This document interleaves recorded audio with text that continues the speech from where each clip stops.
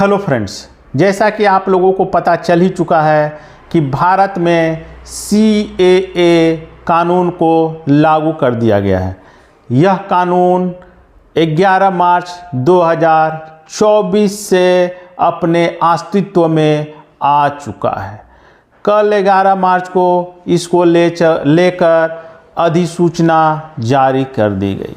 दोस्तों, आज के इस वीडियो में हम लोग बात करेंगे कि आखिर यह CAA अर्थात नागरिकता संशोधन नियम 2024 क्या है, इसका क्या प्रभाव पड़ने वाला है, किन किन धर्म के लोगों को इससे नागरिकता दी जाएगी और मुस्लिम समुदाय CAA को लेकर क्यों विरोध कर रहा है। साथ ही साथ मैं बताऊंगा कि क्या इससे किसी की नागरिकता को छीना जा सकता है और अंत में हम लोग बात करेंगे कि इसके प्रभाव आने वाले दिनों में क्या होने जा रहे हैं।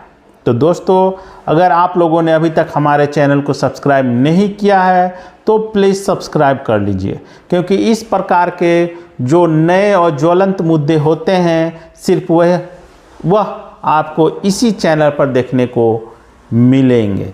तो आइए दोस्तों, सबसे पहले हम लोग बात कर लेते हैं कि आखिर यह CAA है क्या और इसको कैसे लागू किया गया है इस देश में। लोकसभा चुनाव से आपको पता है कि अप्रैल और मई महीने में देश में लोकसभा चुनाव होने जा रहे हैं। 2 से 3 दिन के भीतर चुनाव आयोग कभी भी इसकी अधिसूचना जारी कर सकता है और देश में आचार संहिता लग जाएगी। आचार संहिता लगने के 2 से 3 दिन पहले केंद्र सरकार के द्वारा 2019 में संसद से पास किया हुआ कानून को लागू करने से विपक्षी पार्टियां काफ़ी ऊह-पुह में हैं और दबी जुबान में इसका विरोध भी कर रही है। साथ ही कह रही है कि यह चुनावों में वोट की राजनीति के मद्देनज़र लिया गया निर्णय है। आप लोगों को पता ही है कि लोकसभा चुनाव से ठीक से पहले केंद्र सरकार ने सोमवार को, मैं पूरी खबर देता हूं क्या है, नागरिकता संशोधन नियम 2024 की अधिसूचना जारी कर दी। इसके तहत मेन देखिए बात यही है, समझिएगा क्या है। इसके तहत 3 पड़ोसी देश पाकिस्तान, बांग्लादेश और अफगानिस्तान से आए हुए धार्मिक रूप से शोषित और पीड़ित हिंदू, सिख, बौद्ध, जैन, पारसी और ईसाई समुदाय के शरणार्थियों को नागरिकता देने का रास्ता साफ हो गया है। नागरिकता देने का प्रावधान जो मैंने ऊपर बोला, हिंदू, सिख, बौद्ध, जैन, पारसी और ईसाई धर्म के ऐसे लोग जो बांग्लादेश, पाकिस्तान और अफगानिस्तान के नागरिक हैं और वहाँ धार्मिक रूप से शोषित और पीड़ित हैं और वो लोग भारत में आकर शरणार्थी के रूप में 31 दिसंबर 2014 से पहले से रह रहे हैं, उन लोगों को इस कानून के द्वारा नागरिकता दी जाएगी। गृह मंत्री अमित शाह ने कल इसके लिए जो लोग मतलब यहाँ के नागरिकता लेना चाहते हैं उनके लिए एक फॉर्म भी जारी कर दिया और इस फॉर्म की अप्लाई ऑनलाइन के माध्यम से होगी। इसके लिए विस्तार रूप से एक पोर्टल का निर्माण किया गया है। आगे मैं बताऊंगा कि कौन कौन से डॉक्यूमेंट मान्य होंगे। मतलब यदि आप CAA के द्वारा नागरिकता लेना चाहते हैं तो इसके लिए कौन कौन से डॉक्यूमेंट लगेंगे, साथ ही साथ इसकी प्रक्रिया क्या होगी, वो मैं पूरी बात आपको बताऊंगा। आप लोगों को पता ही है कि 2019 में ही मोदी सरकार ने इस कानून को पारित किया था, लेकिन भारी विरोध के कारण इसे लागू नहीं किया जा सका। अब 2024 चुनाव आने वाले हैं, ऐसे में कहीं ना कहीं चुनावों में लाभ लेने की नीयत से इस कानून को लागू किया गया है। आइए अब हम लोग जान लेते हैं कि आखिर यह CAA नागरिक संशोधन नियम कानून जो है वो है क्या। CAA के तहत भारत के 3 पड़ोसी देश पाकिस्तान, अफगानिस्तान, बांग्लादेश से धार्मिक आधार पर प्रताड़ित होकर आए 6 समुदाय सिख, हिंदू, बौद्ध, जैन, पारसी, ईसाई के लोगों को नागरिकता मिलेगी, मुस्लिम को नहीं मिलेगी। यहाँ तक जो लोग पाकिस्तानी मुसलमान हैं, जिनको अहमदिया मुस्लिम कहा जाता है, उनको भी इसमें नागरिकता नहीं मिलेगी, क्योंकि आप लोगों को पता है कि पाकिस्तान में अहमदिया मुसलमानों की स्थिति काफ़ी बदतर है, यहाँ तक कि हिंदुओं से भी ख़राब स्थिति है, फिर भी उन्हें इस CAA कानून के द्वारा नागरिकता नहीं दी जाएगी, ना ही बांग्लादेश के मुसलमानों को दी जाएगी। अब हम लोग बात कर लेते हैं कि अगर कोई व्यक्ति नागरिकता लेना चाहता है तो उसके लिए कौन कौन से दस्तावेज़ लगेंगे। सबसे पहले यह साबित, मतलब अगर आप CAA के द्वारा नागरिकता लेना चाहते हैं तो सबसे पहले यह आपको साबित करना पड़ेगा कि आप पाकिस्तान, बांग्लादेश या अफगानिस्तान के निवासी हैं। इसके लिए वहाँ का पासपोर्ट, जन्म प्रमाण पत्र, शैक्षणिक प्रमाण पत्र, वहाँ की सरकार की तरफ से जारी किए गए किसी भी प्रकार का प्रमाण पत्र, लाइसेंस, ज़मीन का दस्तावेज, कुछ भी आपको दिखाना पड़ेगा। भारत में पंजीकरण अधिकारी या विदेशी पंजीकरण अधिकारी की तरफ जारी किए जाने वाले कागज़ भी बतौर प्रमाण जमा करा सकते हैं।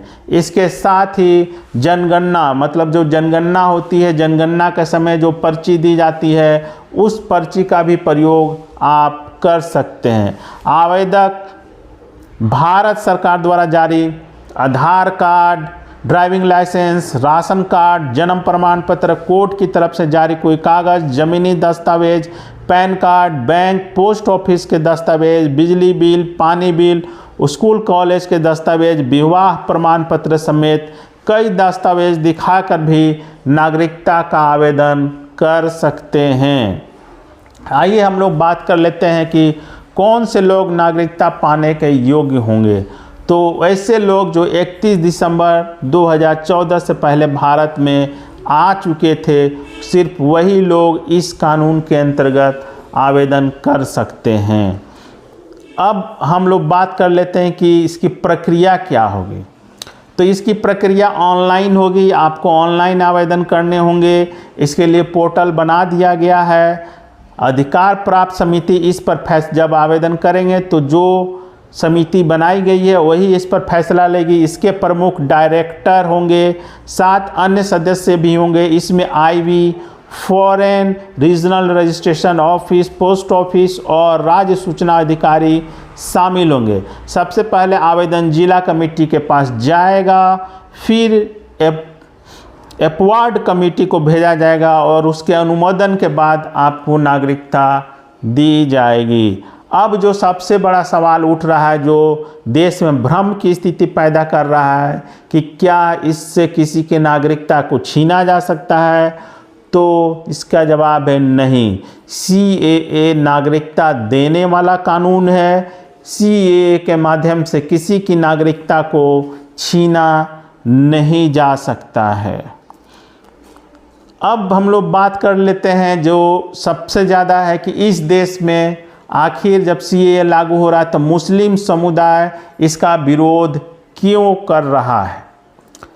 तो चूँकि बहुत सारे ऐसे मुसलमान हैं जो बांग्लादेश, पाकिस्तान, अफगानिस्तान से भारत में आए हैं और वो भी कहीं ना कहीं वहाँ की सरकारों से पीड़ित हैं, लेकिन इस कानून के द्वारा मुस्लिमों को छोड़ दिया गया है, मुस्लिमों को नागरिकता प्रदान करने का प्रावधान नहीं किया गया है। इसीलिए मुस्लिम समुदाय CAA का विरोध कर रहे हैं।